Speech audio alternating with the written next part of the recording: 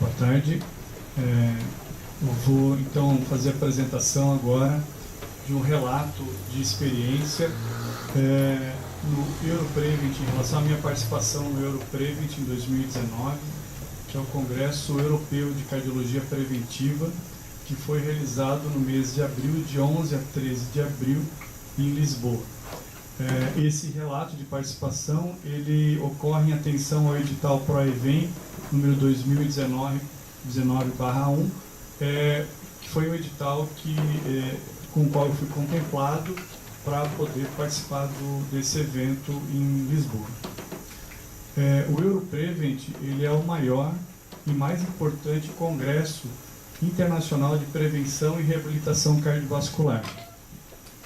Ele ocorre desde 2008, sempre em algum país da Europa, porque ele é realizado pela Associação Europeia de Cardiologia Preventiva, que é uma associação ligada à Sociedade Europeia de Cardiologia. Então, desde 2008, esse evento ele é realizado em algum país da Europa, e eu tive a oportunidade já de participar de 2 edições antes dessa, uma também em Lisboa e outra em Málaga, na Espanha, e participei desse ano novamente em Lisboa.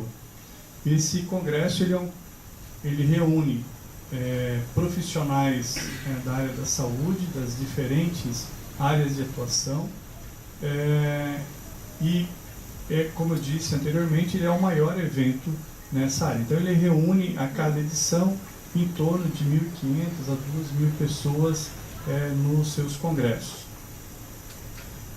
Os principais temas que são debatidos no Europrevent estão relacionados a fatores de risco, prevenção e reabilitação e cardiologia do esporte. Então, esses são os 4 pilares, né, separando a prevenção da reabilitação, são os 4 pilares do Congresso e são os 4 pilares da Associação Europeia de Cardiologia Preventiva, que é uma sociedade que reúne cardiologistas, fisioterapeutas, profissionais relacionados à fisiologia do exercício, enfermeiros, assistentes sociais, nutricionistas, enfim, uma série de profissionais que atuam diretamente na prevenção e reabilitação cardiovascular. A participação no Europrevent, ela se dá basicamente com alguns objetivos, né? O primeiro deles é a atualização, né, porque nesse congresso são apresentados as novidades, tudo que tem de mais recente, mais importante, que vem sendo produzido cientificamente no mundo inteiro, é apresentado nesse congresso. Então a atualização é um braço muito importante da participação no congresso. Além disso, eu tive a oportunidade de ir para lá fazer a apresentação de alguns posters, alguns trabalhos científicos realizados no nosso grupo e no outro grupo que eu participo também. Então, um pouco mais adiante, a gente vai fazer a apresentação desses trabalhos científicos aqui para vocês também, para conhecerem qual foi o conteúdo que foi apresentado lá no Congresso em Lisboa.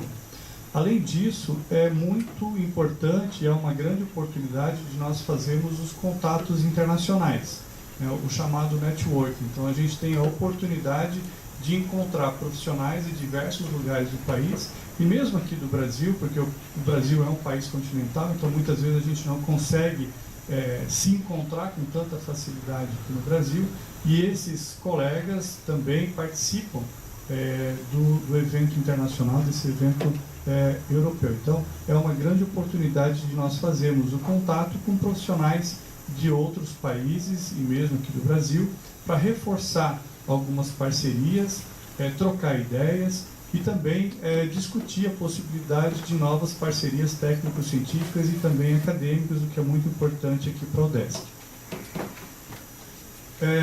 Em relação à atualização, eu trouxe aqui 2 destaques, né? São 2 temas que eu tenho uma dedicação a esses temas, e são temas que eu gosto bastante. Então aqui eu trouxe 2 fotos de palestras, né? Uma relacionada a treinamento muscular inspiratório, né? Que foi proferida aqui pelo professor Lautares, da Grécia, né? E nessa palestra ele trouxe o que há de mais recente, o que há de mais novo, quais são as principais discussões atuais em relação ao treinamento de músculos inspiratórios em pessoas com doenças cardiovasculares especificamente, né? Então foram discutidos protocolos, como se faz a avaliação, quais são os tipos de equipamento que devem ser utilizados, qual a diferença entre esses equipamentos, quais os principais resultados que têm sido observados na literatura internacional. Um outro tema que tem sido alvo de pesquisas nossas e de estudos nossos, que inclusive gerou um estudo que vai ser apresentado mais à frente, é a fragilidade, né? Então a gente teve aqui uma palestra também com o professor Carlo Vigorito, da Itália, que falou sobre avaliação e prescrição de treinamento em pacientes com fragilidade, né? Então a fragilidade ela acontece principalmente em sujeitos mais velhos, mas não somente nos sujeitos mais velhos. Pessoas que têm doenças crônicas também desenvolvem fragilidade. A gente vai explicar um pouquinho mais sobre a fragilidade durante a apresentação. Mas é um tema que tem sido bastante estudado, bastante debatido internacionalmente, e o professor Carlo Vigorito é uma autoridade nesse tópico.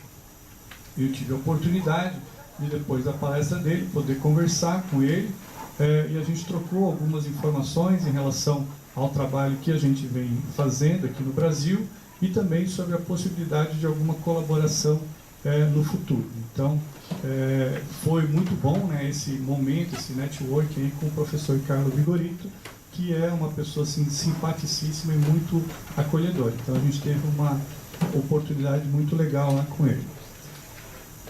Além disso, a gente teve a oportunidade também de conversar com colegas aqui do Brasil. Esses são colegas que participaram junto comigo de todas as atividades lá do evento, colega aqui de Minas Gerais, do Rio Grande do Sul.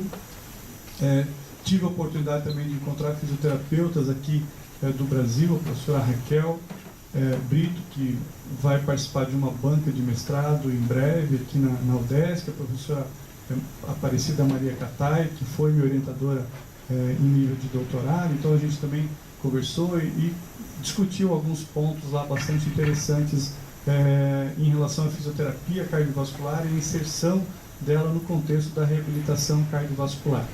Além disso, a gente também teve a oportunidade de conversar com o professor Dominique Hansen, que é talvez o nome mais forte da fisioterapia cardiovascular e do fisioterapeuta inserido na reabilitação cardiovascular na Europa atualmente, e talvez um dos nomes mais fortes internacionalmente. Ele tem um trabalho muito interessante com reabilitação cardíaca, alguns pacientes, ou alguns trabalhos publicados, melhor dizendo, com pacientes com insuficiência cardíaca. Ele também estuda obesidade, obesidade infantil, obesidade no adulto. Então, é um colega que tem trazido muitas colaborações para a prevenção e reabilitação cardiovascular, e a gente teve a oportunidade de conversar com ele não só no evento, mas também num outro momento que eu vou apresentar um pouco mais à frente, tá? Então, realmente, a participação no evento permite que a gente, além de levar os nossos conhecimentos, aquilo que a gente está produzindo aqui na universidade, a gente também possa fazer esse intercâmbio de informações com outros colegas. Por falar, então, na apresentação dos trabalhos, os trabalhos no Congresso Europeu, eles são alocados em 4 modalidades, né? Existe a possibilidade os melhores trabalhos, né? Eles fazem parte de uma premiação, né? Então são as sessões de premiação do jovem investigador. Então eles premiam principalmente os investigadores mais jovens, os pesquisadores mais jovens, aqueles que têm abaixo de 35 anos, podem concorrer com seus trabalhos a essa premiação. Além disso, então, aberto a toda a faixa etária, existem as sessões das apresentações orais, que também reúnem os melhores trabalhos. São poucas as apresentações orais que são feitas lá no Congresso Europeu. E, na sequência, eles têm as sessões de pôster moderado, né, ou pôster comentado, que são apresentações de pôster em que os apresentadores, os pesquisadores apresentam os seus pôsteres para avaliadores em frente a uma plateia, e logo após a apresentação dos posters é feita a avaliação e se dá o resultado ali em loco de quem foi o vencedor daquela sessão de pôster moderado. É uma modalidade bastante interessante, a gente já teve a oportunidade de copiar e trazê-la para o Brasil, e a gente está utilizando ela em alguns eventos aqui no Brasil. E também tem as sessões de posters, né, que são os posters, vamos dizer assim, os mais simples, a modalidade mais comum de apresentação dos trabalhos, né? Mas a gente tem grandes trabalhos muito importantes que a gente já viu, inclusive, que resultaram em artigos lá sendo publicados como posters. Então a gente teve a oportunidade de apresentar lá nesse evento 5 posters, né? Dos quais 2 são oriundos, né, aqui da UDESC. Então esses são os posters que a gente vai apresentar com um pouco mais de detalhamento aqui para vocês, mas a gente tem então os 2 posters que a gente levou aqui da UDESC para fazer a apresentação, né? Então são trabalhos relacionados a 2 dissertações de mestrado que eu estou orientando agora no momento e que tiveram a participação de diversos alunos do grupo de pesquisa em saúde cardiovascular e exercício, o nosso GEPCARD, né, o GEPCARD aqui. Então ele teve a participação de vários alunos, também do professor Darlan Matti, que colaborou e tem contribuído com o nosso grupo. Então, o primeiro trabalho que vai ser apresentado aqui é em relação ao teste da fala, né, ao talk test, que foi então uma investigação, uma revisão sistemática, na qual a gente gostaria de identificar se esse teste ele pode ser aplicado como uma ferramenta, né, para prescrição de exercício e para avaliação de intensidade em pacientes com doenças cardiovasculares crônicas. Então essa foi a proposta desse trabalho. O que é o teste da fala, então? O teste da fala ele é uma ferramenta subjetiva para avaliar e prescrever a intensidade da atividade física. Ele vem sendo estudado em diversas populações, né, principalmente em atletas, adultos ativos saudáveis e também pessoas com doenças cardiovasculares. Em relação às pessoas com doenças cardiovasculares, não há muitos estudos, né? Isso tem nos motivado a fazer estudos com esse teste. Principalmente porque na prática clínica ele é um teste de relativa fácil aplicabilidade, ele tem baixo custo e ele traz para nós uma informação muito importante, que é a relação dos pontos de identificação do teste da fala, que a gente vai mostrar um pouco mais adiante para vocês, com os limiares ventilatórios que são obtidos no teste cardiopulmonar de exercício. No entanto, o teste cardiopulmonar de exercício ele é um teste bastante caro, precisa ter um conjunto de equipamentos bastante grande e caro e um laboratório para a realização desse teste. Então, o teste da fala, caso ele apresente resultados similares nos pacientes com doença cardiovascular, ele poderia ser utilizado em substituição.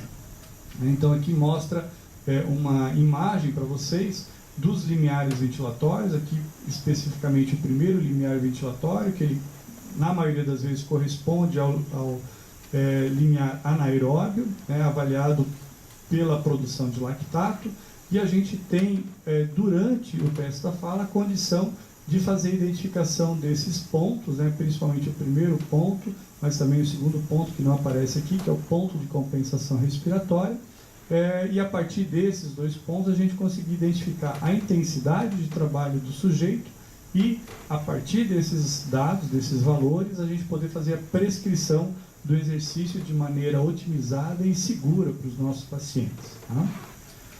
Bom, o que a gente identificou na revisão sistemática, né? Na verdade, a gente já sabe, né, que o teste da fala ele tem sido utilizado, ou mais utilizado, por meio do cicloergômetro. Geralmente, ele é feito com reprodução do protocolo do teste cardiopulmonar, então a maior parte dos estudos que nós encontramos são estudos de validação ou de comparação de resultados, e para isso eles utilizam um teste cardiopulmonar de exercício, e repetem o mesmo protocolo no teste da fala, né, o que é relativamente difícil da gente fazer na prática clínica. Além disso, todos eles fazem a leitura de um parágrafo padrão, ou a grande maioria deles, e se faz uma pergunta que é: você ainda pode falar confortavelmente? Então essa pergunta ela é feita para os pacientes ou os sujeitos avaliados, né, e ele geralmente tem essas 3 possibilidades de resposta. Sim, eu posso falar confortavelmente, talvez e não. Quando o sujeito fala não, a gente interrompe o teste da fala, né? O sim e o talvez ainda são marcadores para a gente da evolução do sujeito ao longo do teste da fala. No entanto, a gente tem observado que não há um protocolo padrão, né? Então, como a gente conhece o Shuttle Walk Test, o teste da caminhada de 6 minutos, o teste de levantar e sentar, todos esses testes têm um protocolo padronizado. Esse teste, ele na verdade, por enquanto, ele só tem um princípio, que é você aumentar a intensidade progressivamente e gerar um desconforto ventilatório no sujeito. E a partir desse desconforto ventilatório, a gente faria a identificação do estresse que esse sujeito está tendo ao ser avaliado. Mas o protocolo, ele é muito variável, na verdade não há um protocolo definido. Então, quem tem aplicado esse teste geralmente faz, como eu falei anteriormente, a reprodução de um protocolo aplicado no teste cardiopulmonar. Então, o objetivo geral da nossa revisão sistemática foi revisar sistematicamente a evidência da aplicação do teste da fala em indivíduos com doença cardiovascular. Para isso, então, nós fizemos um registro na base Próspero, isso foi em agosto de 2018, esse estudo ele já foi atualizado agora no mês passado, né, e ele vai para publicação ainda esse mês, e nós utilizamos essas bases de dados, PubMed, Embase, Sinahal, Lilacs e Scopus, né. Como critério de inclusão, a gente tinha estudos que aplicaram o teste da fala em indivíduos com doença cardiovascular. Nós encontramos 448 artigos, além desses artigos a gente adicionou mais um, por uma busca ainda na literatura. A partir dos critérios de exclusão, nós tivemos a exclusão de 425, sobraram 15 com texto completo que foram lidos, e desses 15 nós incluímos 9 artigos da nossa revisão sistemática. Então, a nossa revisão sistemática, atualmente, mesmo após a atualização da busca que foi feita na semana passada, ela se mantém com 9 artigos, né? Então, esse estudo ele está atualizado e ele vai ser publicado em breve. Como resultados, 414 sujeitos com doença cardiovascular foram submetidos ao teste da fala. A doença arterial coronariana foi a mais prevalente, com quase 80% dos casos. A maioria dos estudos, então 7 em 9, replicou o protocolo do teste cardiopulmonar para a realização do teste da fala.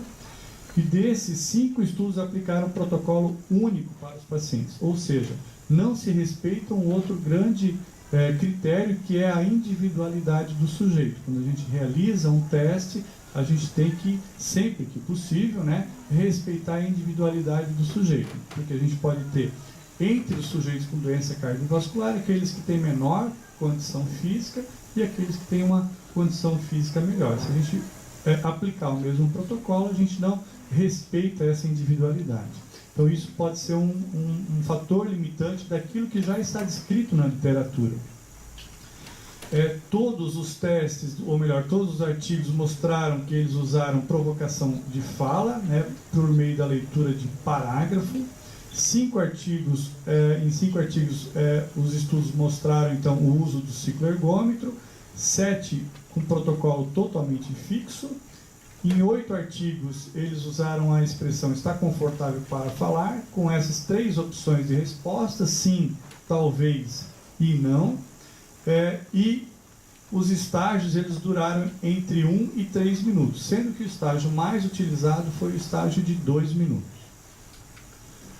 Bom, além disso, 4 avaliaram a relação dos estágios do teste da fala com os limiares ventilatórios do teste cardiopulmonar, a carga de trabalho, consumo de oxigênio ou a frequência cardíaca no teste da fala positivo, no último teste da fala positivo, não foi diferente do primeiro limiar ventilatório. Então esse é um achado bastante interessante, mostrando que há um marcador no teste da fala que corresponde ao primeiro limiar ventilatório, que é a partir de onde a gente geralmente faz a prescrição do treinamento aeróbico para os pacientes. 4 estudos também propuseram o teste da fala como parâmetro de prescrição e identificaram sua utilidade na maioria dos pacientes avaliados. Então, mostrando aí que há uma utilidade do teste da fala já em alguns sujeitos. Então, essa revisão sistemática, né, por meio dela, a gente conseguiu concluir que o teste da fala ele é um método útil, tanto para avaliação cardiorrespiratória, como para a prescrição de intensidade de exercício. No entanto, o que chama atenção é que há uma discrepância nos protocolos, o que dificulta a sua reprodução e também dificulta a interpretação dos resultados. Então, aqueles resultados que a gente consegue observar, eles têm validade para aquela população. A gente não tem como generalizar aqueles dados que a gente tem observado nos testes. Então, fica evidenciada a necessidade de estudos futuros que objetivem a padronização de um protocolo e que consideram a individualidade dos sujeitos avaliados. Então, essa conclusão foi uma conclusão bastante interessante para nós e que nos motivou, então, a desenvolver um protocolo. Na verdade, nós estamos estudando 2 protocolos do teste da fala, e a gente vai avaliar, então, a validade, reprodutibilidade, confiabilidade desse estudo. Na verdade, estamos concluindo já essa fase do estudo e que em breve será apresentado também para a comunidade como uma dissertação de mestrado. Bom, o segundo trabalho que nós apresentamos, levamos aqui, também é uma revisão sistemática, esta com meta-análise, né? E ela pergunta se a fragilidade está associada com declínio na capacidade funcional em pacientes com doença cardiovascular crônica.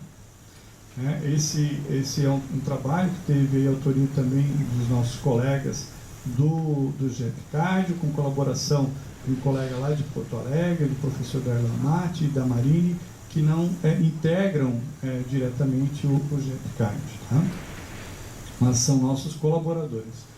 Então, o que é a fragilidade? Né? Ela é uma síndrome clínica caracterizada pela diminuição das reservas fisiológicas. Apresenta alta prevalência em idosos, em indivíduos com doenças cardiovasculares, assim como em indivíduos com outras doenças crônicas.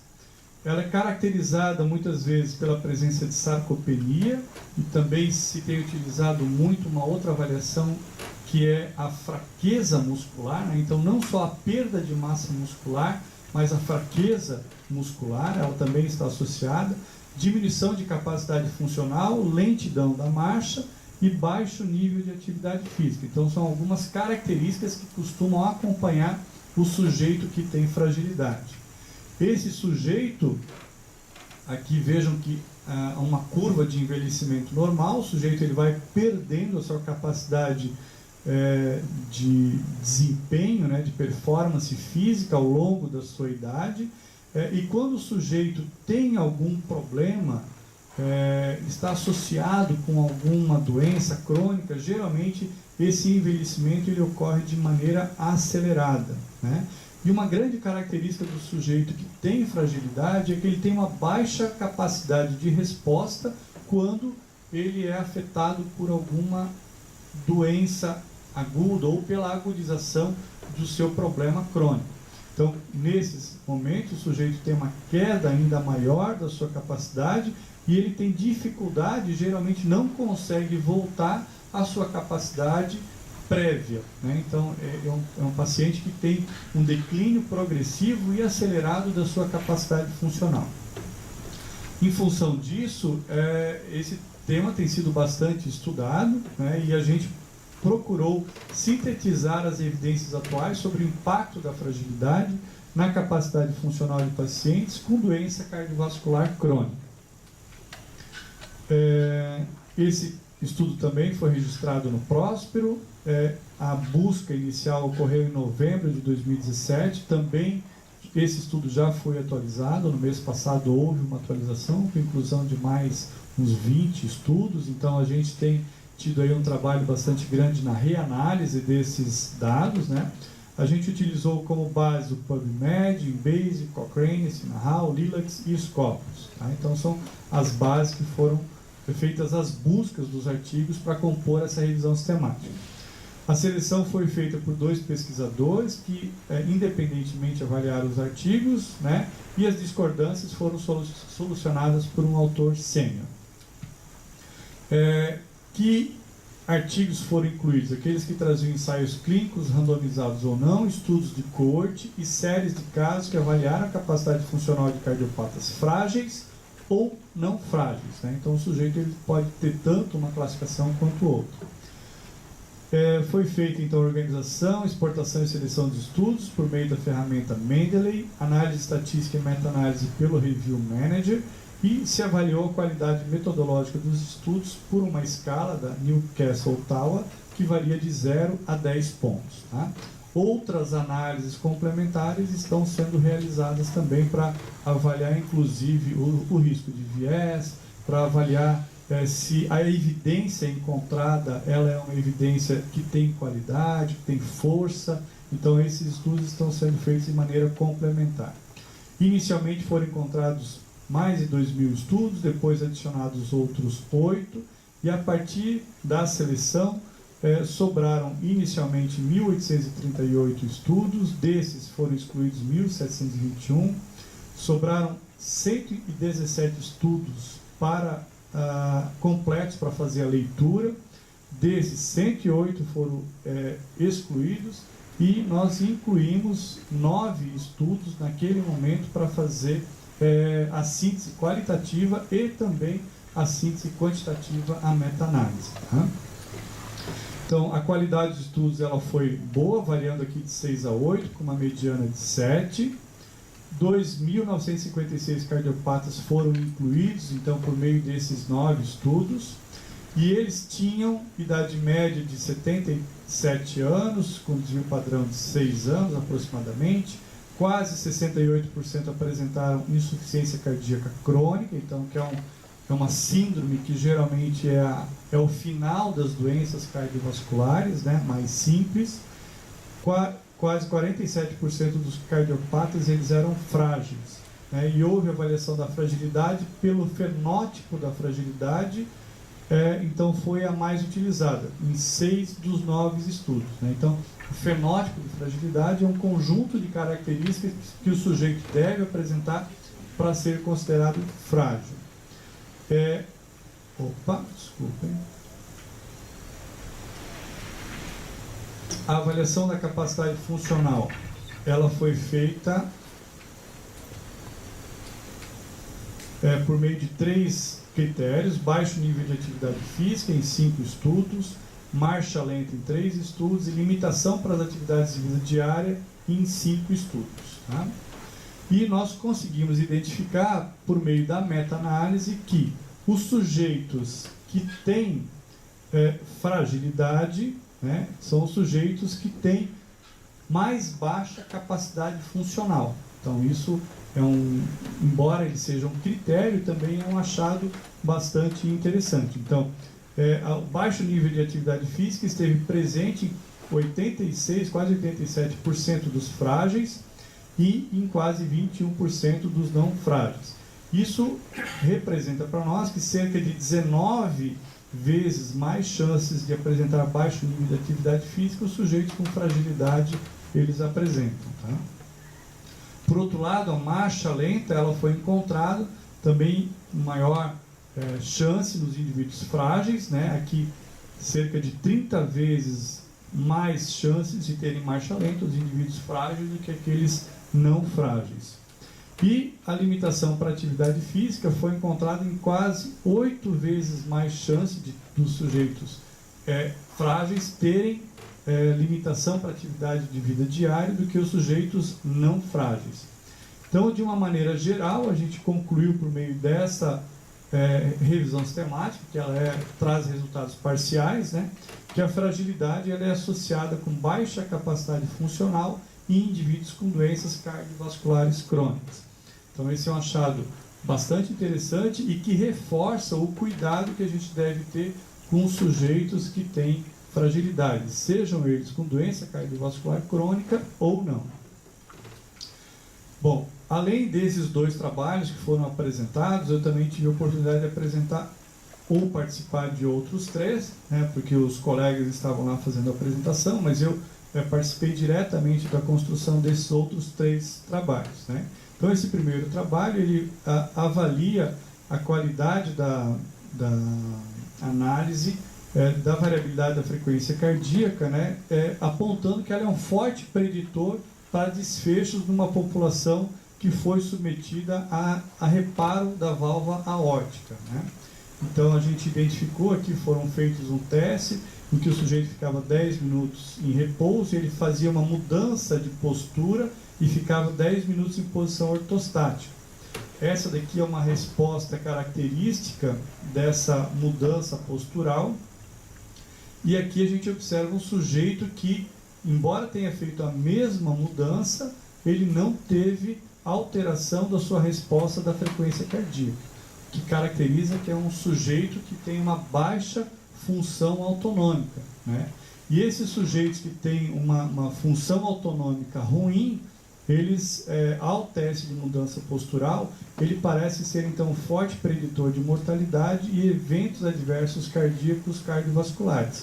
Então esse é um achado bastante interessante, porque é um exame simples de ser feito num consultório, num ambulatório, se faz essa avaliação. É necessário ter um cardiofrequencímetro que grave os registros, né, dos intervalos RR, mas a partir dessa observação a gente consegue identificar que esses sujeitos aqui, eles têm uma chance maior de mortalidade do que os sujeitos que têm uma resposta adequada. Um outro trabalho, também relacionado com variabilidade da frequência cardíaca, nós identificamos, né, nós avaliamos aqui por meio de um critério de corte, esse alfa-1 menor do que 0,75, ele mostra uma grande chance de mortalidade dos sujeitos. E a gente identificou que os sujeitos com estenose aórtica que foram submetidos a 2 tipos de procedimento, a cirurgia de peito aberto ou uma cirurgia com implante transcatéter de uma válvula, eles apresentavam essa variável com valores diferentes. Então, os sujeitos aqui, eles apresentavam, que submeteram a cirurgia de peito aberto, tiveram um alfa-1 de 0,99, e os outros sujeitos submetidos ao procedimento de TAV, um alfa-1 de 0,72, mostrando que o risco de mortalidade para esses sujeitos é maior. Isso, nessa amostra, ela foi uma amostra intencional, então a gente identificou somente aqueles sujeitos que já estavam encaminhados para um procedimento ou outro. E a gente identificou com isso que os sujeitos que foram encaminhados para o procedimento TAV, eles tinham um risco, um grau de risco de mortalidade bastante maior, também demonstrado por essa variável. Agora, por outro lado, no momento que se faz uma avaliação pré-operatória de um sujeito que a princípio possa ter indicação para uma cirurgia de peito aberto, uma cirurgia a céu aberto, que é uma cirurgia que tem muito mais risco, e ele apresenta um valor de alfa-1 baixo, principalmente abaixo de 0,75, ele poderia ter uma mudança de indicação de procedimento. Tá? Então, essa é uma conclusão que a gente chegou e que é importante então para a comunidade. E por fim, nós estamos realizando também uma outra revisão sistemática, essa com colaboração de 2 pesquisadores europeus, o professor Pier Giuseppe Agostoni, com quem eu tive a oportunidade de trabalhar na Itália há quase uns 10 anos atrás, e o professor Dominique Hansen, que a gente conheceu recentemente e que estivemos em contato com ele lá nesse evento europeu. Nós estamos avaliando os efeitos dos tratamentos farmacológicos e não farmacológicos nos parâmetros cardiorrespiratórios de pacientes com insuficiência cardíaca crônica que apresentam oscilação ventilatória durante o exercício. A oscilação ventilatória ela é uma alteração muito importante que ocorre nos sujeitos que têm insuficiência cardíaca e que é um grande preditor de mortalidade para esses sujeitos. Então a gente fez também uma revisão sistemática mostrando aqui que quem tem a ventilação oscilatória, ela tem uma maior chance de mortalidade, né? E a gente identificou que os tratamentos, sejam eles farmacológicos ou não farmacológicos, eles promovem melhoria na capacidade funcional, observada aqui pelo consumo de oxigênio, né? E também diminui uma outra variável, que é o VSO2 slope, que é uma variável de eficiência ventilatória. Então, independente do tratamento, a gente identificou que fazer abordagem desse paciente pode trazer uma melhora clínica para o sujeito. Tá? Isso também é uma revisão semática que a gente está dando continuidade. Bom, em relação ao que eu havia falado logo no início, quanto aos objetivos de participação no evento desse porte, né, eu volto a destacar aqui os contatos internacionais. É lógico que quando a gente faz uma viagem para um outro continente, né, uma viagem que a gente sabe que tem um custo aí elevado, a gente também aproveita esse período para poder fazer algumas visitas e estreitar algumas relações. Então, nesse período que eu estive ausente aqui da UDESC, fui participar do Congresso Europeu. Nos dias que antecederam, eu tive a oportunidade de ir até Milão, no Centro Cardiológico Monzino, que é uma instituição que é onde se realizam todas as atividades relacionadas à cardiologia da Universidade de Milão, né? Então, todas as atividades de cardiologia são realizadas no Centro Cardiológico Monzino. Eu tive a oportunidade de, em 2010, fazer parte do meu doutorado lá com o professor Pier Giuseppe Agostoni, que é o coordenador da parte de reabilitação cardiovascular e também do Laboratório de Fisiopatologia Cardiorrespiratória, né?